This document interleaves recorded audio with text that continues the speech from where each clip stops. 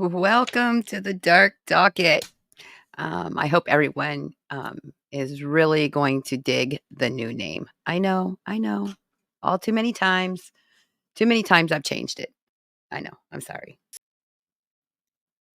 So I'm going to do my best not to give out anyone's personal information. I did go through and edit the documents that I'm going to be sharing with you today. This case is out of Delaware County. I'm going to add this to stage.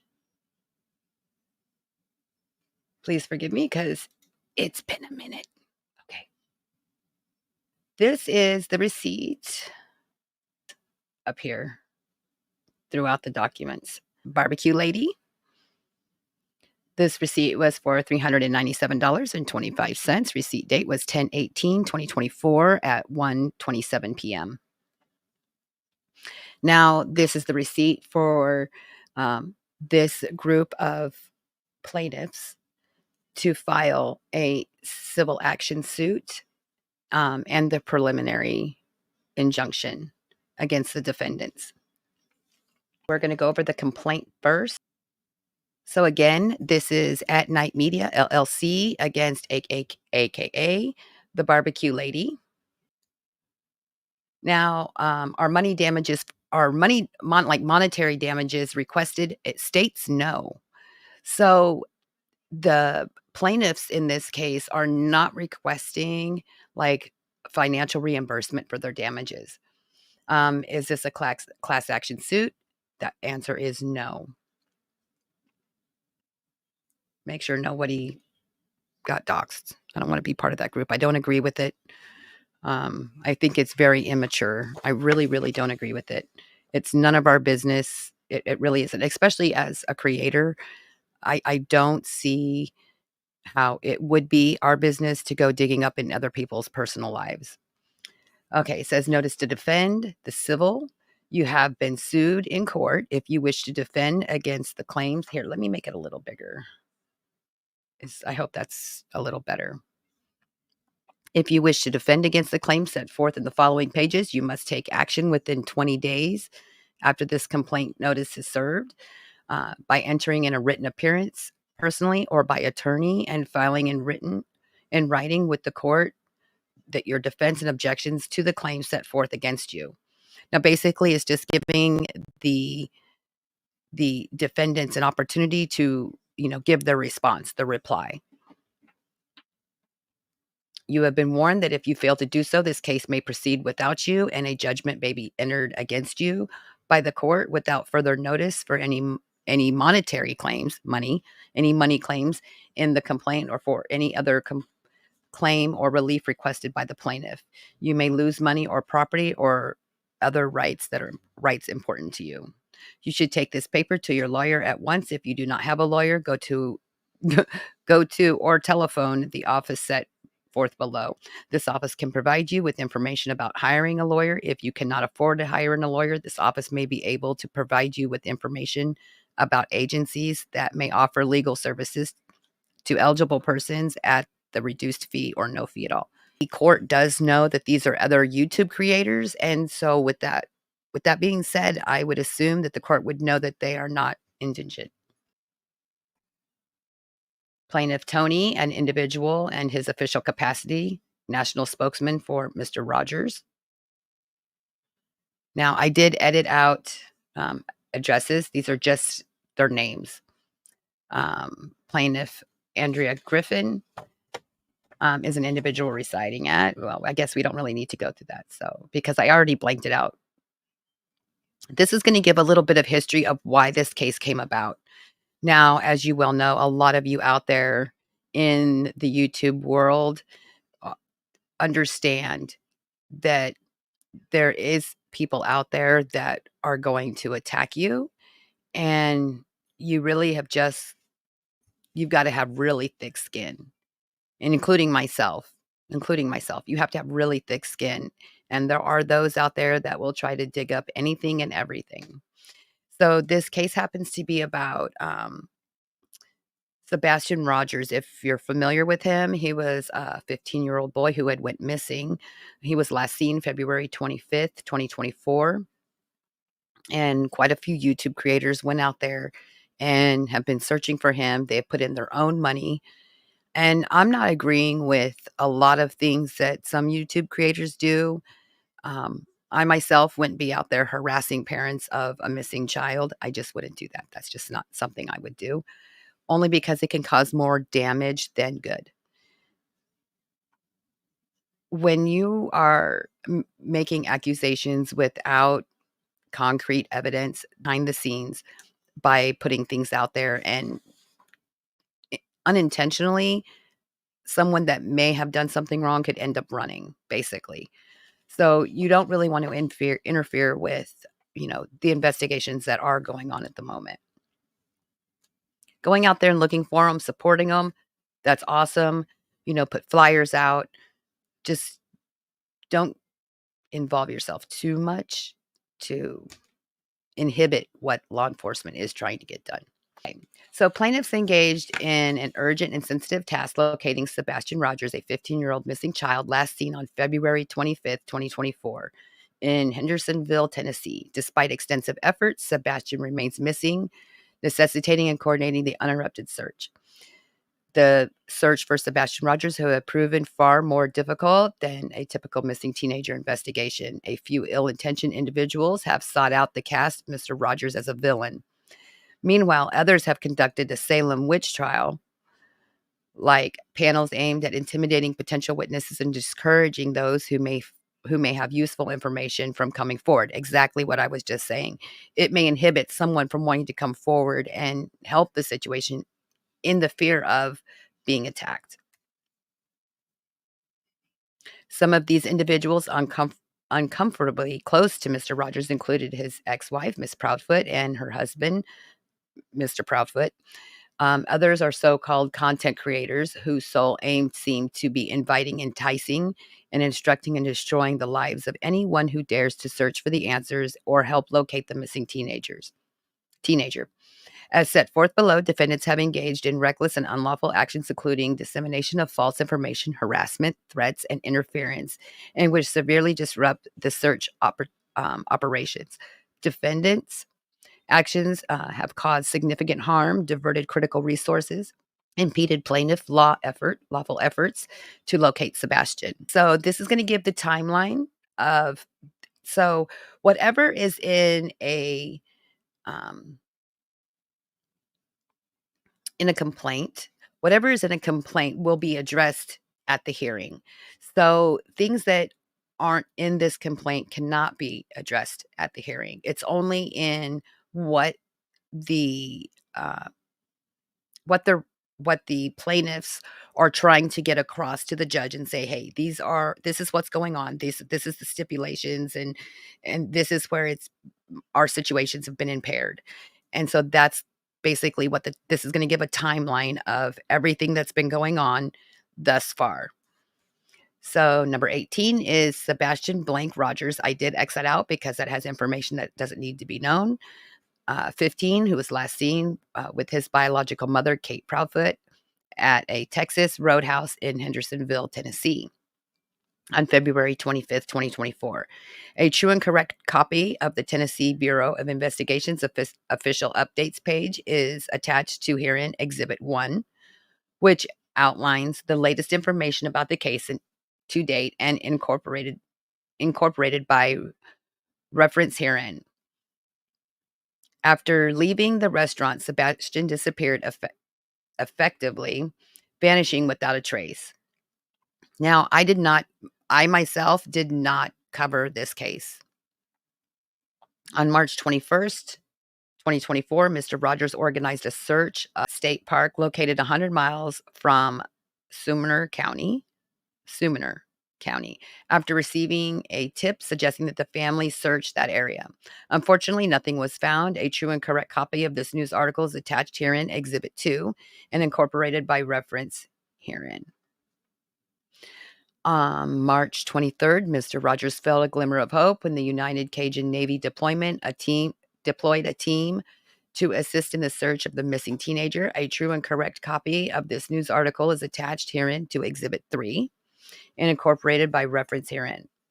22. However, as the days went on, the situation grew more challenging. Mr. Rogers made a public plea for help. Reporting threats, intimidation, and questionable tactics were being used to disrupt the search efforts. And again, that's what I mean is you don't want to disrupt what between the FBI and local sheriff's department, local law enforcement has going on because it can inhibit the case tremendously. Reporting and threats, intimidation, and other questionable tactics were being used to disrupt the search efforts, and a true, correct copy of this news article is attached in herein, Exhibit 4, incorporated by the reference herein.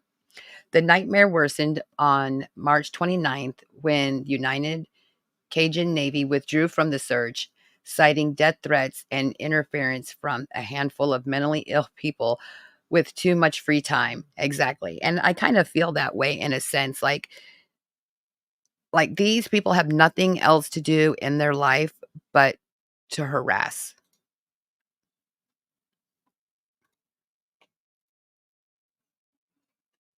which I think is very immature, I might say. On April 2nd, 2024, Tennessee Bureau of Investigation spokesperson Susan Nillen cautioned the public during the press conference that misinformation could damage the investigation into Sebastian Roberts' disappearance. A true and correct copy of this news article is attached herein, Exhibit 6, and incorporated by reference herein. Number 25. On April 16th, 2024, 50 days after Sebastian Rogers' disappearance, Mr. Rogers initiated a petition to change.org calling for criminal investigation by the FBI. A true and correct copy of the change.org page, which is, as of today, garnered 19,472 signatures, is attached herein, Exhibit 7, and incorporated by reference herein. The petition reads: We want the FBI to take over the investigation of this case of missing Sebastian Rogers from Sumner County Sheriff's Office. It has been 50 days since Sebastian has gone missing. No scent trail from dogs, nor video footage Sebastian leaving his mother's house, yet no criminal investigation at all by the TBI, Tennessee Bureau of Investigations, or Sumner County Sheriff's Office. On or about April 17th, 2024, Mr. Rogers hired 2 licensed investigators, Chloe Schaefer and Heather Cohen, to assist in the search. Unbeknownst to him at the time, at least one of them had connections to the Enterprise. A true and correct copy of the news report attached herein, Exhibit 8, and incorporated by reference herein.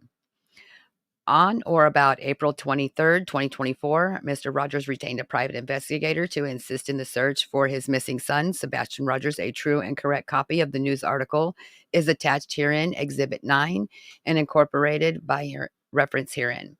Number 28. Around the time Mr. Rogers began his relationship with Michelle Cleveland, a.k.a. Michelle Allardyce, whose based information was belief was sent to Mr. Rogers with an ulterior motive of using sex as manipulation tool, similar to the tactics employed by the intelligence agents, but without any legal authority. During the course of this relationship, she covertly emailed herself confidential files related to Sebastian Roberts. A true and correct copy of the sworn declaration of Seth Rogers, father of Sebastian, is attached herein, Exhibit 10, and incorporated by reference herein. See Exhibit 10. On May 1st, 2024, Mr. Rogers retained Tony L. Mathis on a pro bono basis to assist with the media requests, allowing him the space to mourn and continue searching for his son, Sebastian Rogers, with a peace of mind. A true and correct copy of the sworn declaration of Tony L. Mathis is attached herein, Exhibit 11, and incorporated by reference herein. Number 30. On May 30th, 2024, as the search for the missing teen, Sebastian Rogers, approached the 3-month mark, his father, Mr. Rogers, called for renewed efforts and urged the FBI to take over the investigation, seeking a fresh perspective on his son's case. A true and correct copy of this article, titled Sebastian Rogers' Father Calls FBI Takeover Investigation, attached herein, Exhibit 12, and incorporated reference herein. On May 27th, 2024, Mr. Rogers planned 3 additional searches to further his efforts to locate his son. A true and correct copy of this news report is attached herein, Exhibit 13, and incorporated reference herein.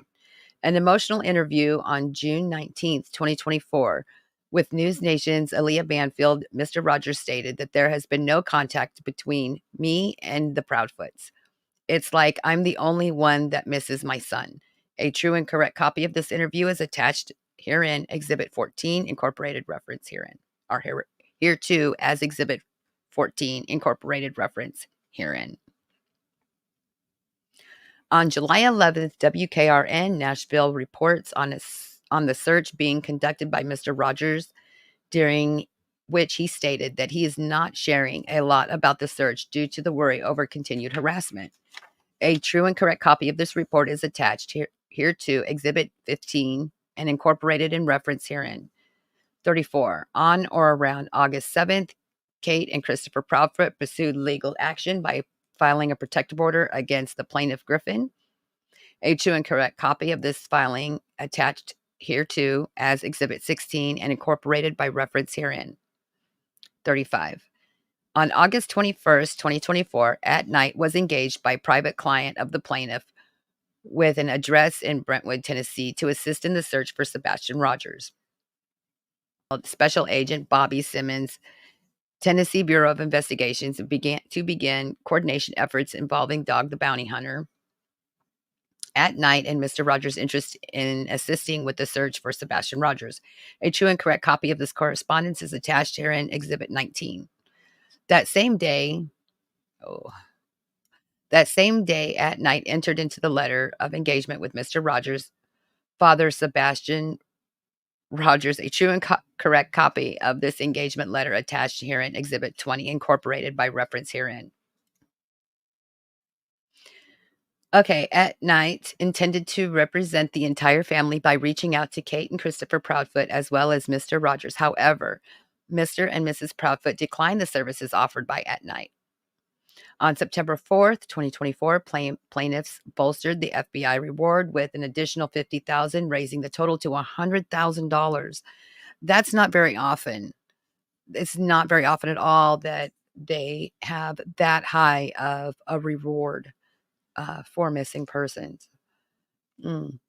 A true and correct copy of this press release, At Night and One Word Corp, is attached here too at Exhibit 21, incorporated by reference herein. At 3:31 p.m. that same day, plaintiff Dwayne Dog the Bounty Hunter Chapman announced the increase of the reward on his social media platforms, capturing the nationwide attention. A true and correct copy of this article from TMZ announcing Dog's involvement to attach hereto, Exhibit 22, incorporated by reference herein. Number 43. On or about September 5th, 2024, plaintiff Dwayne Dog the Bounty Hunter Chapman joined the plaintiffs, Mr. Rogers and Tony Mathis, and appeared on the News Nation with Ashley Banfield, declaring that their belief in Sebastian was alive and would be found. A true and correct copy of this News Nation article is attached here too as Exhibit 23 and incorporated by reference herein. On September 10th, 2024, At Night emailed the United States Department of Justice, IOD-SOIB, Missing Child Unit, to inquire about the Form USM 641, which activates the assistance of the United States Marshal Service. A true and correct copy of this correspondence is attached here too as Exhibit 24 and incorporated in reference herein. Number 45, within the hour, Katie Acme, Resource Director for the United States Marshal Service in Washington, D.C., provided the form to At Night, which was later sent to Agent Simmons at the TBI. On September 10th, plaintiff Griffin appeared in court for allegedly violating a protective order issued by the Proudfoots, citing Chris Proudfoot and accusing her of being a nuisance to their privacy. A true and correct copy of this relevant documentation is attached here too with Exhibit 25, incorporated by reference herein.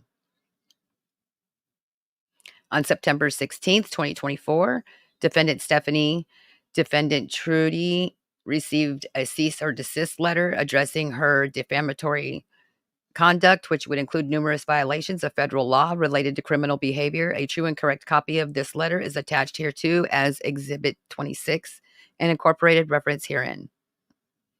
On September 17th, Judy Coleman, Esquire, aka Judy the Lawyer, on TikTok responded to the cease and desist demand on the behalf of the defendant, Trudy, stating that at no time has her conduct extended active interference or in any legal or investigatory process. The demand for that she ceases to protect speech under the guise of obstruction allegations is unfounded and without legal merit. A true and correct copy of this response is attached hereto, Exhibit 27, and incorporated in the reference herein. Attorney Coleman further asserts that Miss Defendant Trudy is actively conducting her own search efforts with dedicated team fully supported by the Proudfoot family. This admission only strengthens the allegations made by the defendants in this case, as coordination with the Proudfoots is central to advocating their unlawful enterprise, the social media serving as their primary tool. The same day, undersigned served a cease and desist demand to Ricky Smith, aka Cluminati, as she continued to propagate hateful rhetoric. A true and correct copy of the cease and desist letter to Ricky Smith is attached herein, Exhibit 28, incorporated in reference herein. On the same day, defendant Trudy used the cease and desist letter to show as an Exhibit 26 to her advantage by leveraging it to solicit a GoFundMe donations under false pretenses of being silenced from covering the disappearance of Sebastian Rogers. A true and correct copy of the GoFundMe page created by the Barbecue Lady on September 17th, 2024 is attached hereto, Exhibit 29, and incorporated by referencing herein. The evening undersigned replied to the Attorney Coleman's letter, reiterating the demand that her client cease and desist from reckless behavior. A true and correct copy of this email to Attorney Coleman from the undersigned is attached hereto as Exhibit 30 and incorporated reference herein. 53. Shortly before 8 p.m. on September 17th, Attorney Coleman emailed the undersigned writing, I have never made a post or video of any kind on Sebastian Rogers' case. So I'm wondering if you're actually watched any of the posts on the account linked in your email. I have never removed a post about it either. I have not commented it at all, as I am a moderator for different creators and agreed to not to address this case at all. Since Mr. Mathis's involvement, I have kept my word on that. A true and correct copy of this email is attached as Exhibit 31. However, this statement is demonstrably false. Attorney Coleman has advised Defendant Trudy about raising funds as evidenced in the following exchange. Defendant Trudy, or that might want you to know to donate to it. I guess this is in this section is like a video clip, and so that video clip is like at 2004. I'm assuming that that's what that means. I haven't got to see the documentation yet. Attorney Coleman at 0.04. Yeah, there's lurkers like me that are going to be driven over to your GoFundMe campaign. So it's like, this is brilliant. Thank you. This only helps. Now, my curiosity is why that defendant even started a GoFundMe. That doesn't kind of make any sense unless this GoFundMe is in turn to reimburse the parents of the missing child. It should actually go to them if that's what they are promoting the GoFundMe for. I hope that makes sense. If you're going to start a GoFundMe under someone else's name, then that GoFundMe should benefit the missing child's parents or relatives. Regularly, participants in a panel and discussions on various channels being brought before this court, a true and correct copy of these interactions to attach hereto, Exhibit 32, incorporated and referenced herein. Between September 17th and September 20th, Attorney Coleman assisted Defendant Trudy in locating legal counsel to defend against this matter. She also continued to email the undersigned empathetically, distancing herself from any direct involvement in harmful activities, including harassment, incitement of interference, or inappropriate remarks.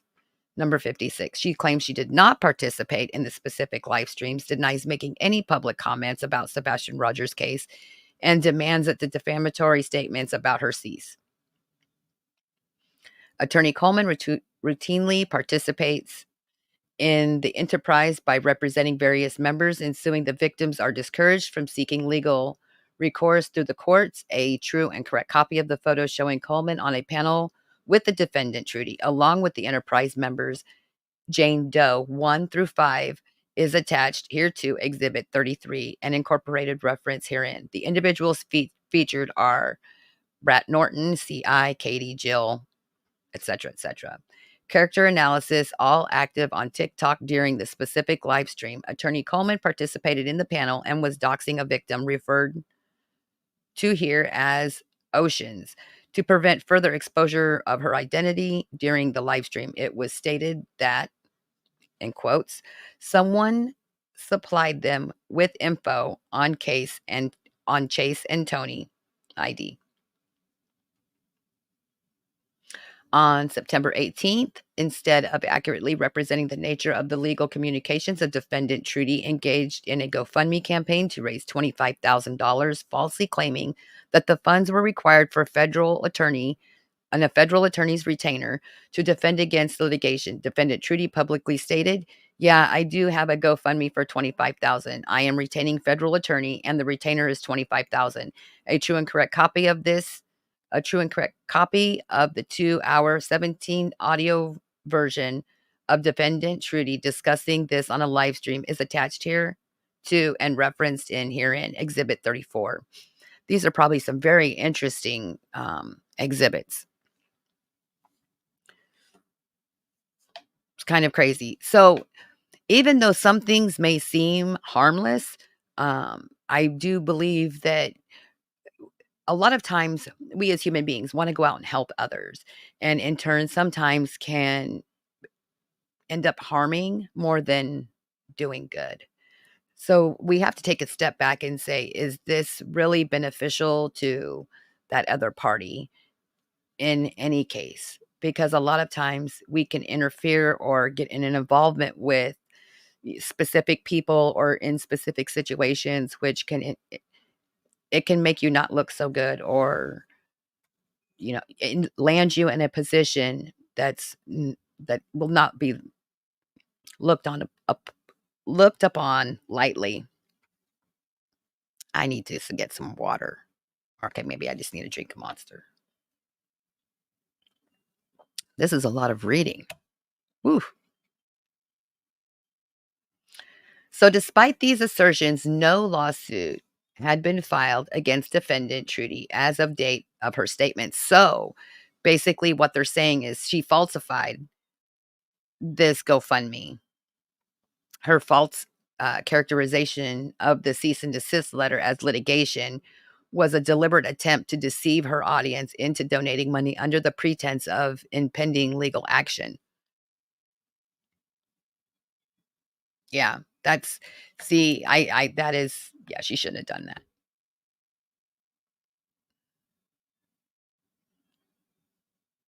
Mm-mm.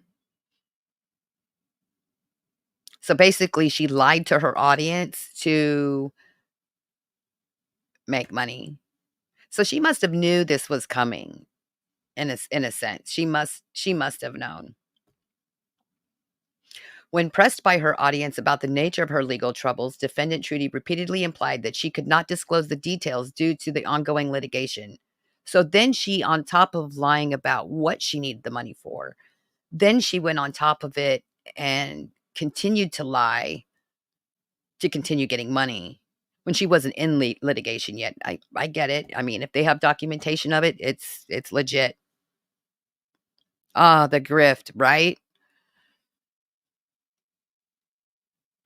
Crazy. And well, there is a few creators that I do watch that do go out and go searching, and they do use their own money. So, there's nothing wrong with, if I wanted to go out and go search for somebody, as long as I'm literally doing those things and I'm not lying to my my audience and saying A, B, and C, and I'm doing D, E, F, if that makes sense. Crazy. So number 60 says, when pressed by her audience about the nature of the legal troubles, defendant Trudy repeatedly implied that she could not disclose the details due to the ongoing litigation, which hadn't even taken place yet. I can't discuss any of these details. That's on 3207 of that exhibit. I am trying to think of the verbiage cause. I know everybody's watching and like to twist my words. So she knew what she was doing. See exhibit 34. These statements were made to create an aura of secrecy and urgency, misleading potential donors into believing that the defendant, Trudy, was involved in active, significant legal proceedings, when in reality, she had merely received a cease and desist letter, a non litigation communication demanding that she stop defamatory conduct. And if you are being harassed, I'm just putting it out there, do a cease and desist, depending on what the harassment is. Some of it is criminal, some of it is civil. Depending on what it is, if it's something that is civil, then yes, I would say write up a cease and desist. If they do not, then yes, then you can further that to court, but you can't go to court until you have a cease and desist letter already on the table, unless it's criminal. Defendant Trudy attempted to distance herself from the GoFundMe by claiming somebody made the GoFundMe on my behalf and wrote the whole thing, and was a witness, and it was witnessed with an attorney. And that's in section 3358 and 3414. See exhibit 34. However, despite her admissions, defendant Trudy publicly promoted and benefited from her fundraiser. So I think that she should have to give her money back to her viewers, and in my humble opinion, rendering her responsible for its fraudulent content. Defendant Trudy misinterpretation of the case and the cease and desist letter as an act of litigation constitute both fraud and unjust enrichment. Exactly. And that can actually become criminal. That's not just civil. And I do believe that with a RICO case, it can be, if you win the RICO case, in part in the civil section, the DA can pick it up and make it a criminal investigation. Correct me if I'm wrong. Number 64. The same morning, the undersigned received several concerning reports, including one stating that influencers on YouTube were claiming that my law firm was corrupt. This was being broadcast during our live stream with creators on panels openly making these accusations. Now, a lot of people are going to say, we have a right to free speech, and we do, but we don't have the right for slander. So, for those of you that, let me choose my words carefully. For those of you that know kind of how the YouTube streets work, yes, we have every right to speak our mind on a situation. We have every right to give our opinion. Um, we are not allowed to blatantly slander any one specific person or a group. We're not. If it is not true to fact, is slander. So, for instance, being called the P word, darn well knowing that I'm not, then that is slander, and that is actual criminal, not just civil. Okay, where was I? I put a little dot there. One of the creators even called my office. The channels identified were Cluminati, Granny's Watching, and Queen Bee.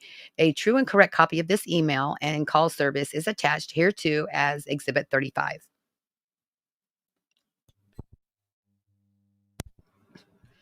Furthermore, I did not consent to having calls to my office broadcast on social media.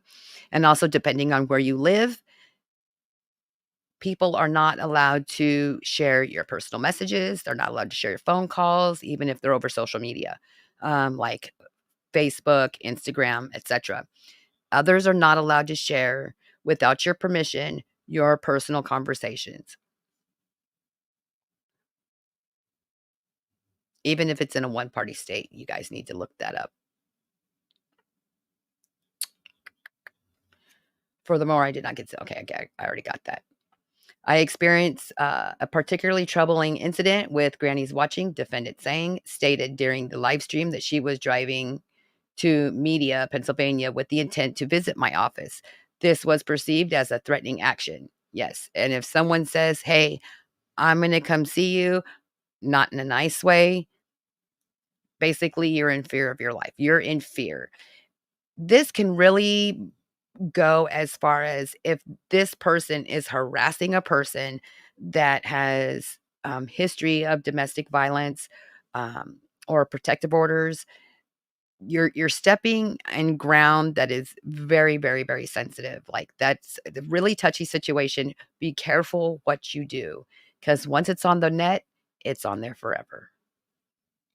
No matter if you delete it somewhere, somehow, some way, there is a carbon copy. Even if you have your own personal platform, remember, it's out there. However, following a brief phone call between Ms. Sang and the undersigned, she subsequently decided to return home. On September 19th, 2024, plaintiff Dog the Bounty Hunter, accompanied by co-counsel and Honor Bruce Castor, Esquire, appeared live on Court TV during the morning show to discuss the disappearance of Sebastian Rogers. During the interview, Mr. Castor made it clear, as more quotes, as more than 3 decades of law enforcement officials, myself in Pennsylvania, a former district attorney and former attorney general, I understand the frustration local authorities must be feeling. From my own experience, I know that sometimes you need experts like Dog the Bounty Hunter, experts who are willing to give their time and energy to assist law enforcement in doing their job. Amen. I was stunned when I learned the facts of this case. A young boy is missing and the mother and stepfather don't seem to be particularly distraught. I am sure that something many people are questioning. I'm sure that it's something that many people are questioning. What's also striking is the death threats and threats against safety that the search team, including the dog's handlers, are receiving. This is unacceptable. We need to encourage people to step forward, whether we are donating money for a reward or volunteering their time. That's good citizenship, not something to be punished. Yet some individuals are behaving in ways, in my opinions, that are not good conduct. The people involved in this case, the dog handlers, the team, the entire crew, are doing a tremendous job. If things worsen, I will recommend taking legal action because this situation has become totally unreasonable. And the community working together will solve this crime. Number 67. A true and correct copy of this court TV audio is attached hereto as Exhibit 36 and incorporated by the reference herein. See Exhibit 36 from 6 minutes 38 seconds to 8 minutes 17 seconds. The same day, defendant Sang Granny's Watching hosted a 2-hour and 42-minute live stream dissecting the 17-minute interview with plaintiff Dog the Bounty Hunter and counsel Bruce Castor, during which she disregarded the law and its protocols. A true and correct copy of this live stream is attached hereto as Exhibit 37 and incorporated by reference herein. Now, remember what I said. Excuse me. Now, remember what I said. There's always going to be a copy somewhere. I don't care if you delete it. YouTube has a copy of it. TikTok has a copy of it. Instagram has a copy of it. There's always going to be a copy of it. I'm going to stop right here for right now. On number 67, I'm going to put a little star there so I know where to come back to, and I will finish reading this. So please keep in mind that no matter if you think that you're doing a good thing, you're trying to help the community, there's nothing wrong with helping the community at all whatsoever. but do it mindfully.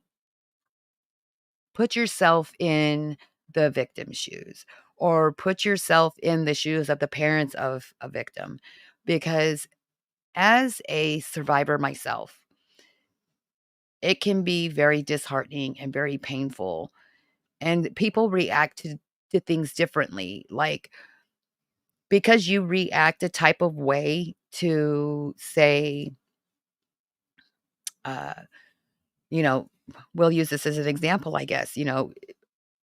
I don't know how I would react if one of my children came up missing. I would probably be like a hermit, crying, hysterical, not knowing what to do, when to do it, how to do it, most likely. I mean, that is probably all I could say is I'm not sure exactly how I would handle that situation. Would I wanna go out and look for them? Yeah, I would. Um, would I want to try to navigate the, internet and its harassment and the foul things that people say? No, I wouldn't. So, as a parent, it would hurt me to know that, man, I can't even go out there and look for my kid because there's someone out there that's harassing me. It would be painful. I thank you, every one of you, for being here. I greatly appreciate it. We will be continuing this, um, because it is it's very long. There's a lot of documents here. So I do believe it's like, hold on, let's see. I think it's like 50 odd pages. It's quite a bit. It's quite a bit of documents. So I will finish up tomorrow. We will finish going through the rest of it, and then we haven't even got through. Basically, all we're working on is the petition at this point. The petition, the complaint. We haven't even got to the preliminary injunction yet. So um, I hope everyone enjoyed the stream, and I will see you all tomorrow. Thank you all. And please, do your best to think about, keeping the victims of, these missing children and abuse survivors in your thoughts and prayers, because they do already have a handful, and they don't need any extra BS from YouTubers or anyone else for that matter. Thank you all. I hope you all have a blessed night. Mwah.